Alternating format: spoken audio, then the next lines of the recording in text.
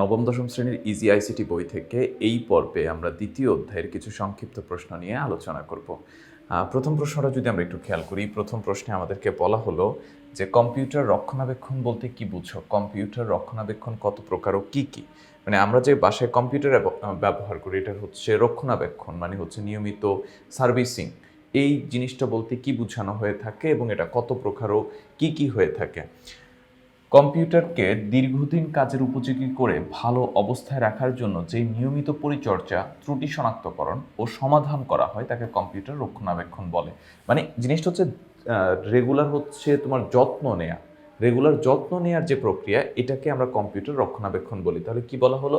উপযোগী করে ভালো অবস্থায় রাখার জন্য নিয়মিত পরিচর্যা, ত্রুটি শনাক্তকরণ ও সমাধান করা। নিয়মিত পরিচর্যা, ত্রুটি শনাক্তকরণ ও সমাধান করা হয় তাকে কম্পিউটার রক্ষণাবেক্ষণ বলে। রক্ষণাবেক্ষণের জন্য কম্পিউটারকে বাইরের বিভিন্ন নিয়ামক যেমন আর্দ্রতা, তাপমাত্রা, বিদ্যুৎ ক্ষেত্র, চৌম্বক ক্ষেত্র, ধূলিকণা, ধোঁয়া, পানি ইত্যাদির প্রভাব থেকে রক্ষা করতে হবে। অনেকগুলো বিষয় এখানে বলা হয়েছে। আর্দ্রতা মানে হচ্ছে ধরো ওই যে পানি বা হচ্ছে স্যাঁতস্যাঁতে পরিবেশে হচ্ছে রাখা যাবে না। তারপর হচ্ছে এছাড়াও হচ্ছে যেমন ধরো হচ্ছে বর্ষাকালে বাতাসে কিন্তু প্রচুর পরিমাণে জলীয় বাষ্প থাকে। তো এই বাতাসে জলীয় বাষ্প কিন্তু হচ্ছে আমার কম্পিউটারের জন্য ক্ষতিকর হতে পারে। তো এই জন্য হচ্ছে আমরা এমনভাবে রাখবো যে রুমে হচ্ছে যে তোমার ধরো ওই জলীয় বাষ্পের পরিমাণ, বৃষ্টির ছাঁট আসার সম্ভাবনা অনেক কম থাকে, এরকম একটা রুমে বা এমন একটা জায়গায় হচ্ছে এটাকে রাখবো ব্যবহারের জন্য। তাপমাত্রা হাই টেম্পার যাতে না হয়ে যায়, এই জন্য হচ্ছে আমরা কুলিং ফ্যান ব্যবহার করে থাকি। ওই তাপমাত্রা হচ্ছে যে যাতে কন্ট্রোল থাকে সেরকম ব্যবস্থা রাখতে হবে। বিদ্যুৎ ক্ষেত্র, চৌম্বক ক্ষেত্র, তারপর হচ্ছে ধূলিকণা, ধোঁয়া, পানি ইত্যাদির প্রভাব থেকে রক্ষা করতে হবে। পাশাপাশি এর মধ্যে থাকা অপারেটিং সিস্টেম ও অ্যাপ্লিকেশন সফটওয়্যার আপডেট রাখতে হবে। অপারেটিং সিস্টেম এবং অ্যাপ্লিকেশন সফটওয়্যার এই দুটো আপডেট রাখতে হবে, না হলে অনেক ধরনের স্ক্যাম, তারপরে হচ্ছে তোমার ভাইরাস হচ্ছে যে কম্পিউটারে চলে আসতে পারে, যেটা হচ্ছে কম্পিউটারের জন্য ক্ষতিকর। তো সেগুলা থেকেও আমাদেরকে কম্পিউটারকে রক্ষণাবেক্ষণ করতে হবে। তো এখন এই যে রক্ষণাবেক্ষণ, এটা হচ্ছে দুই প্রকার। একটা হচ্ছে প্রতিরোধমূলক রক্ষণাবেক্ষণ আর একটা হচ্ছে সংশোধনমূলক রক্ষণাবেক্ষণ। প্রতিরোধমূলক রক্ষণাবেক্ষণ মানে হচ্ছে আমি জিনিসটা ঘটতে দিব না, নষ্ট হতে দিব না, এর জন্য যেই প্রতিরোধমূলক যে ব্যবস্থা ব্যবহার করা, সেটা হচ্ছে প্রতিরোধমূলক রক্ষণাবেক্ষণ। যেমন ধরো হচ্ছে যে ভাইরাস না আসতে পারার জন্য হচ্ছে অ্যান্টিভাইরাস ইউজ করা, কিংবা হচ্ছে ধরো তোমার বৃষ্টির পানি যাতে হচ্ছে আমার এখানে ক্ষতি না করতে পারে এই জন্য এমন একটা জায়গায় সংরক্ষণ করা, এইটা হচ্ছে প্রতিরোধমূলক রক্ষণাবেক্ষণ। আর সংশোধনমূলক রক্ষণাবেক্ষণ মানে হচ্ছে কোনো একটা সমস্যা দেখা দিলে সেটা সমাধান করে ফেলা। কম্পিউটারের জন্য বাইরের নিয়মগুলো কি কি? কম্পিউটারের জন্য বাইরের নিয়মগুলো হলো আর্দ্রতা, তাপমাত্রা, বিদ্যুৎ ক্ষেত্র, চৌম্বক ক্ষেত্র, ধূলিকণা, ধোঁয়া, পানি ইত্যাদি। এইগুলো কম্পিউটারের হার্ডওয়্যারকে ক্ষতিগ্রস্ত করতে পারে, তাই এগুলো প্রভাব থেকে কম্পিউটারকে রক্ষা করতে হবে। এটা একটু আগেই বলে আসলাম এই যে বিষয়গুলো। 3 নম্বর প্রশ্নটা দেখো। 3 নম্বর প্রশ্ন হচ্ছে কম্পিউটার ধীর গতি হওয়ার প্রধান কারণগুলো কি কি। মানে কম্পিউটার অনেক সময় স্লো চলে বলি না, এই স্লো চলার পেছনে কারণগুলো কি কি? নিয়মিত রক্ষণাবেক্ষণ না করা, নর্মালি যেই কানেকশন ঠিক আছে কিনা, টেম্পারেচার ঠিক আছে কিনা, ধুলাবালি পড়তেছে কিনা, এই রক্ষণাবেক্ষণগুলো যদি আমরা না করে থাকি, যেগুলো হচ্ছে আমরা একটু আগে উপরে আলোচনা করেছিলাম নিয়মিত রক্ষণাবেক্ষণ বলতে কি বোঝায়। তো নিয়মিত রক্ষণাবেক্ষণ না করা, তারপরে রেজিস্ট্রি ক্লিন আপ সফটওয়্যার ব্যবহার না করা। রেজিস্ট্রি ক্লিন আপ সফটওয়্যার হচ্ছে আমার কম্পিউটার হচ্ছে অপ্রয়োজনীয় যে ফাইলগুলো পড়ে থাকে, ধরো আমি একটা অ্যাপস সফটওয়্যার আনইনস্টল করে দিলাম কিন্তু এর কিছু ডেটা রয়ে গেল, এই জিনিসগুলো হচ্ছে ক্লিন করে দেওয়ার জন্য হচ্ছে রেজিস্ট্রি ক্লিন আপ সফটওয়্যার ব্যবহার করা হয়ে থাকে। তো এইটা ব্যবহার না করলে এই সমস্যাটা হতে পারে। হার্ড ডিস্ক ও ক্যাশ মেমোরিতে অধিক পরিমাণ টেম্পোরারি ফাইলের উপস্থিতি, যে ফাইলগুলো আমার প্রয়োজন নাই, এগুলো হচ্ছে কোনো একটা মোমেন্টের জন্য দরকার ছিল, এরপর এগুলো অপ্রয়োজনীয় হয়ে গেছিলো, তো এগুলো জমে থাকলে হচ্ছে আমার এখানে অধিক পরিমাণে ফাইল জমার কারণে কম্পিউটারে স্ক্যান করতে সময় নেয়, যার ফলে এই ক্ষেত্রে কম্পিউটার স্লো হয়ে যায়। 4 নম্বরে হচ্ছে ডিস্ক ক্লিন আপ ও ডিস্ক ডিফ্র্যাগমেন্টর ব্যবহার না করা। ডিস্ক ক্লিন আপের মাধ্যমে কোনো একটা তোমার ধরো সফটওয়্যারের বিভিন্ন রকম হচ্ছে যে ক্যাশ মেমোরিগুলো আছে, এগুলো হচ্ছে জমা হয়ে থাকে, যেগুলো আমার প্রয়োজন নাই, এইগুলো হচ্ছে ক্লিন আপ করা হয়ে থাকে। আর অন্যদিকে তোমার ধরো ডিস্ক ডিফ্র্যাগমেন্টরের কাজ হচ্ছে কোনো একটা ফাইল হার্ড ডিস্কের হচ্ছে বিভিন্ন জায়গায় হচ্ছে ছড়িয়ে ছিটিয়ে আছে, সেগুলোকে একটা সুশৃঙ্খল পরিবেশের মধ্যে বা সুশৃঙ্খল অবস্থার মধ্যে নিয়ে আসা। বিভিন্ন জায়গায় ছড়িয়ে ছিটিয়ে থাকলে কম্পিউটারটা স্ক্যান করতে একটু বেশি সময় নেবে, কিন্তু একটা জায়গায় যদি সুশৃঙ্খল অবস্থায় থাকে তখন এটা কম্পিউটারের জন্য স্ক্যান করা, ফাইন্ড আউট করা অনেক ইজি হয়ে যায়। তো যদি আমি ডিস্ক ডিফ্র্যাগমেন্টর ব্যবহার না করি তাহলে এই সমস্যাটা থেকে যাবে। এরপরে হচ্ছে সফটওয়্যার আপডেট না রাখা, এটা খুবই গুরুত্বপূর্ণ জিনিস। সফটওয়্যার আপডেট না রাখলে হচ্ছে যে কম্পিউটার অটোমেটিক্যালি হচ্ছে স্লো হয়ে যাবে, কারণ পুরোনো সফটওয়্যারগুলো থেকে হচ্ছে নতুন সফটওয়্যারে গেছে বা নতুন আপডেট ভার্সনে গেছেই তো অনেকগুলো জিনিস তোমার স্টপ করে নতুন কিছু জিনিস হচ্ছে যে লঞ্চ করার জন্য, যার ফলে পুরোনো জিনিস দিয়ে হচ্ছে যদি নতুন জিনিসের সাথে একসাথে টেনে নেওয়ার চেষ্টা করো তাহলে দেখা যাবে এই ক্ষেত্রে বিভিন্ন রকম হচ্ছে প্রবলেম দেখা দিচ্ছে এবং কম্পিউটার স্লো হয়ে যাচ্ছে। 4 নম্বরটা দেখো, কম্পিউটার রক্ষণাবেক্ষণের গুরুত্ব ব্যাখ্যা করো।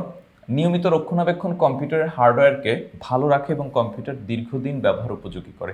মানে ব্যাপারটা হচ্ছে এরকম, তুমি যদি হচ্ছে পানি পড়তে না দাও তাহলে কম্পিউটার পানি দ্বারা যে সমস্যার সম্মুখীন হবে সেটা হচ্ছে যে ঘটবে না। তা আমি যদি রক্ষণাবেক্ষণ করি তাহলে আমি কম্পিউটারকে দীর্ঘদিন ব্যবহার করতে পারি। রক্ষণাবেক্ষণ কিভাবে করতে হয় সেটা আমরা আলোচনা করেছি। তো এই রক্ষণাবেক্ষণ একটা কম্পিউটারকে দীর্ঘমেয়াদী ব্যবহারের সুযোগ তৈরি করে দেয়।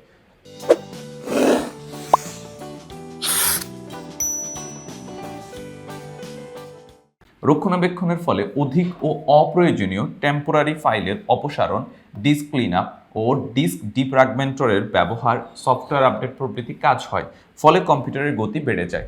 এই যে এইটা হচ্ছে তোমার অভ্যন্তরীণ হচ্ছে বিভিন্ন রকম তোমার রক্ষণাবেক্ষণের কাজ হিসেবে ব্যবহৃত হয়ে থাকে। তো এখানে যে বিষয়গুলো এগুলো আমরা উপরের প্রশ্নে আলোচনা করলাম যে অধিক ও অপ্রয়োজনীয় টেম্পোরারি ফাইল অপসারণ, যে ফাইলটা আমার প্রয়োজন নয় সেটা আমি যখন কম্পিউটারে রাখবো, আমি যখন একটা জিনিস সার্চ করি তখন কম্পিউটার কি করে, তার ইয়েতে থাকা সবগুলা ফাইলই হচ্ছে সার্চ করে আসে। তো এখন যদি 10টা থাকে তাহলে তার সার্চ করতে যে সময়টা লাগবে, আমি যদি অপ্রয়োজনীয়গুলো বাদ দিয়ে 5টাতে চলে আসে তখন তার সার্চ করতে কম সময় লাগবে। এতে কম্পিউটারের কাজ অনেক স্মুথ হয়ে যায়, মানে দ্রুত গতির হয়ে যায়। তো এই জন্য অপ্রয়োজনীয় টেম্পোরারি সফটওয়্যার, তারপরে ফাইল অপসারণ, disk clean up, disk defragmenter ব্যবহার, তারপর সফটওয়্যার আপডেট প্রভৃতি কাজ করা হয়, ফলে কম্পিউটারের গতি বেড়ে যায়।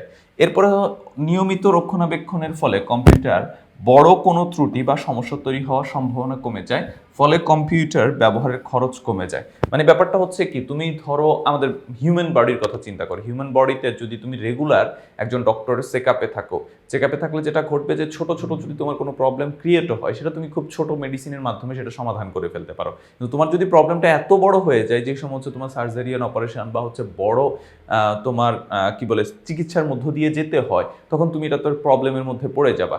সেম কম্পিউটারের ক্ষেত্রেও যে আমি যদি হচ্ছে নিয়মিত রক্ষণাবেক্ষণ করি তাহলে দেখা যাবে কম্পিউটার দীর্ঘমেয়াদী কোনো রকম প্রবলেমের মধ্যে পড়তেছে না বা বড় রকম কোনো সমস্যা তৈরি হচ্ছে না, সেটা আগেই সমাধান হয়ে যাচ্ছে।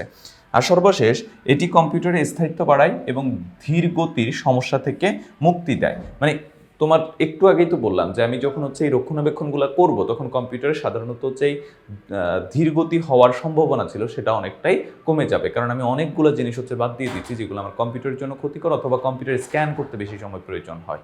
কম্পিউটার সচল ও গতিশীল রাখার জন্য আমাদের করণীয় কি, মানে আমরা যদি সচল এবং গতিশীল রাখতে চাই তাহলে আমাদের কি কি করতে হবে সেটা আমাদেরকে আলোচনা করতে বলা হয়েছে।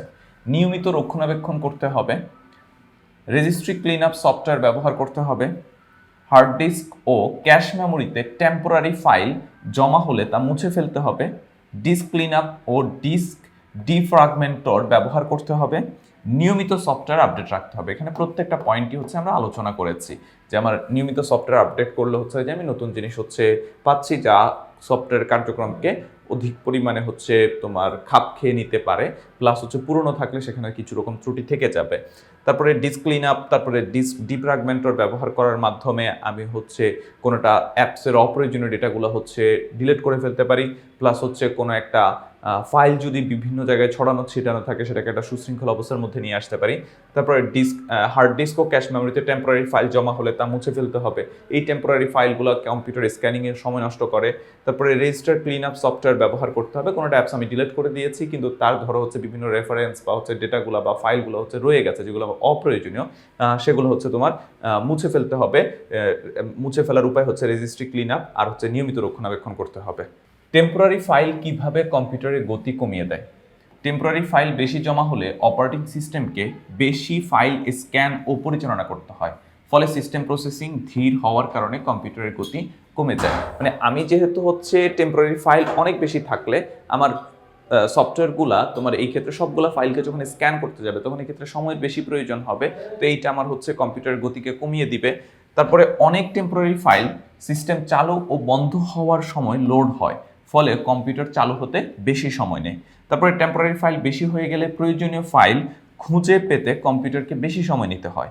এছাড়াও অতিরিক্ত টেম্পোরারি ফাইল হার্ড ডিস্কে ছড়িয়ে ছিটিয়ে থাকে, হার্ড ডিস্কের ফাঁকা জায়গা কমিয়ে দেয়, ফলে সিস্টেম ধীর হয়ে যায়। ক্যাশ মেমোরি পরিষ্কার করা কেন প্রয়োজন? ক্যাশ মেমোরি এক ধরনের অস্থায়ী মেমোরি, যেখানে বারবার ব্যবহৃত প্রোগ্রাম বা ফাইল সাময়িকভাবে সংরক্ষিত হয়। ইন্টারনেট থেকে কুকিজ ও টেম্পোরারি ফাইল সাধারণত ক্যাশ মেমোরিতে জমা হয়। তুমি দেখবে যে কোনো একটা নতুন ওয়েবসাইটে ঢুকলেই সেখানে কুকিজগুলো অ্যাকসেপ্ট করতে বলা হয়। তো ওই কুকিজগুলো প্লাস হচ্ছে টেম্পোরারি ফাইল সাধারণত ক্যাশ মেমোরিতে জমা হয়। এগুলো মেমোরির ফাঁকা জায়গা দখল করে নেয়, এমনকি মেমোরিতে ছড়িয়ে ছিটিয়ে থাকে, ফলে কম্পিউটারে কাজ করার গতি কমে যায়। এই জন্য ক্যাশ মেমোরি পরিষ্কার করা একান্ত প্রয়োজন। তারপরে ডিস্ক ক্লিন আপ এবং ডিস্ক ডিফ্র্যাগমেন্টর কি এবং এটা কিভাবে কাজ করে আমরা সেটা নিয়ে একটু কথা বলি। যদি আমরা এর আগে আলোচনা করেছি, তারপর আরেকবার একটু তোমাদেরকে দেখিয়ে দিই। ডিস্ক ক্লিন আপ হলো হার্ড ডিস্ক থেকে অপ্রয়োজনীয় টেম্পোরারি ফাইল মুছে ফেলার প্রক্রিয়া। অন্যদিকে ডিস্ক ডিফ্র্যাগমেন্টর হলো হার্ড ডিস্কে ছড়িয়ে ছিটিয়ে থাকা ডেটাকে সুশৃঙ্খলভাবে সাজানোর প্রক্রিয়া। এই যে দুটো জিনিস, একটা হচ্ছে অপ্রয়োজনীয় টেম্পোরারি ফাইল মুছে ফেলা, সেটা হচ্ছে ডিস্ক ক্লিন আপ, আর ডিস্ক ডিফ্র্যাগমেন্টর কাজ হচ্ছে তোমার হার্ড ডিস্কের মধ্যে ছড়িয়ে ছিটিয়ে থাকা সমস্ত ফাইলকে একটা সুশৃঙ্খলভাবে সাজিয়ে দেয়। 9 নম্বর প্রশ্নটা দেখো, সফটওয়্যার ইনস্টল করার আগে কোন বিষয়গুলো লক্ষ্য রাখা উচিত? যে সফটওয়্যার ইনস্টল করা হবে তা কম্পিউটারের হার্ডওয়্যার সাপোর্ট করে কিনা। এখন ধরো এমন সফটওয়্যার ইনস্টল করলাম যেটা হার্ডওয়্যারের সাপোর্টই করে না, তো আমি সফটওয়্যার ইনস্টল করে কি করব? তারপরে রিডমি ফাইলটিতে জরুরি কিছু কাজের কথা লেখা আছে কিনা দেখতে হবে, এবং লেখা থাকলে পড়ে নিতে হবে। মানে কি বিভিন্ন ধরনের হচ্ছে টার্মস অ্যান্ড কন্ডিশনগুলো বলা থাকে, প্রাইভেসির বিষয়গুলো হচ্ছে এখানে উল্লেখ করা থাকে। তো সেখানে যদি এরকম কিছু তথ্য দেওয়া থাকে সেগুলো আমাদেরকে পড়ে নিতে হবে। ইনস্টলেশনের সময় অন্য সকল কাজ বন্ধ আছে কিনা, তারপরে অ্যান্টিভাইরাস সফটওয়্যার বন্ধ আছে কিনা, না থাকলে হচ্ছে বুঝো আর একটা নতুন সফটওয়্যার ঢুকতে দিলে সে প্যারা দিবে। তারপর অপারেটিং সিস্টেম অ্যাডমিনিস্ট্রেটরের অনুমতি দেওয়া আছে কিনা, সাধারণত এটা অনুমতি দেওয়াই থাকে বেশিরভাগ ক্ষেত্রে, খুব মানে তোমার অল্প কিছু ক্ষেত্রে হচ্ছে অনুমতির সমস্যা হয়ে থাকে। তো এটা খুব একটা মানে ফলো আপের মধ্যে না রাখলেও সমস্যা নেই, কারণ এটা অনুমতি দেয়াই থাকে। তারপরে আমরা হচ্ছে লেখা স্বার্থে আর একটা পয়েন্ট অ্যাড করে হচ্ছে লিখতে পারি যে অপারেটিং সিস্টেমের অ্যাডমিনিস্ট্রেটরের অনুমতি আছে কিনা সেটা আমাদেরকে দেখে নিতে হবে। তো আমাদের এই পর্বে এই ছিল আলোচনা। পরবর্তী পর্বে আমরা নতুন কিছু প্রশ্ন আলোচনা করব। পরবর্তীর আমন্ত্রণ রইল, সেই সাথে এই প্রশ্নগুলো আমরা ব্যাখ্যা করছি ইজি আইসিটি বই থেকে। তোমরা যারা ইজি আইসিটি বই সংগ্রহ করেনি খুব দ্রুত সংগ্রহ করে ফেলবে।